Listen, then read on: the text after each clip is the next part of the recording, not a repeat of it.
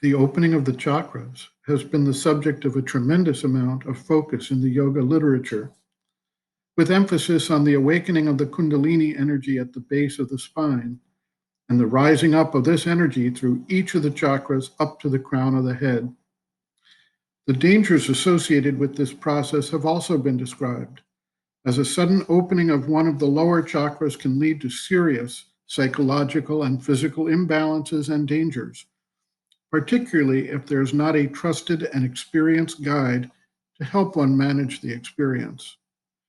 The integral yoga has a different process that generally starts above and provides thereby the support and balance that the open mental and emotional centers can bring.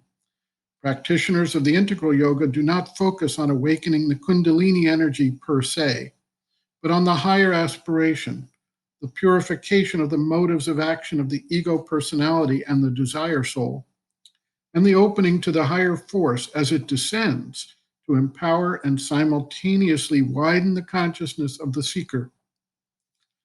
The focus in the tantric tradition has always been on the peak experience of the rising of the Kundalini, and that is much of the allure of that path. The opening of the chakras, however, is not so much about a key experience in one's life, but in the subtle and more permanent changes that take place in the consciousness over time through the energetic flow through the chakras. The process is less dramatic and more substantive than one finds in popular imagination. Practitioners of integral yoga report the descent of the higher force as a pressure starting at the top of the head, or as a consistent drip of this force into the being from above.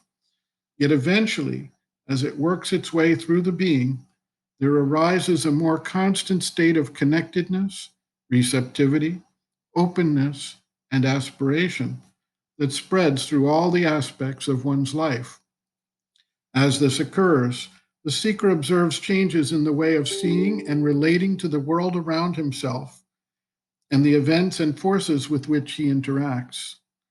The seeker then frames a new relationship to everything in life based on this new standpoint and way of experience.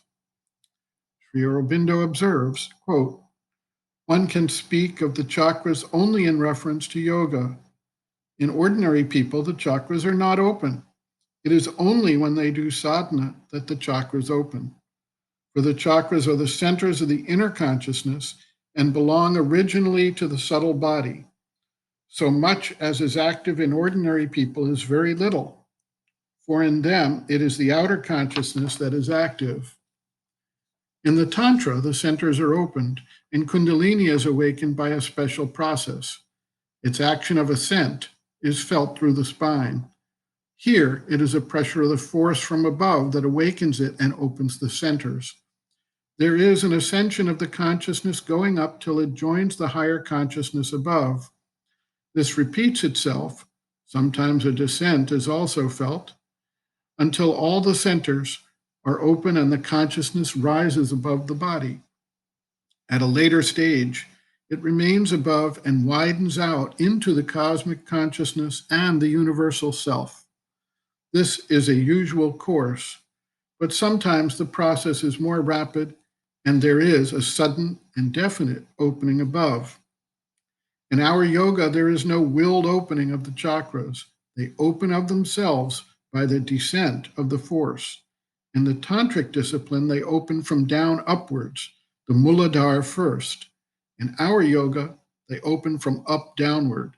But the ascent of the force from the muladhara does take place. End quote. Reference, Sri Aurobindo, Integral Yoga, Sri Aurobindo's Teaching and Method of Practice, The Integral Yoga and Other Systems of Yoga and Philosophy, pages 31 to 33.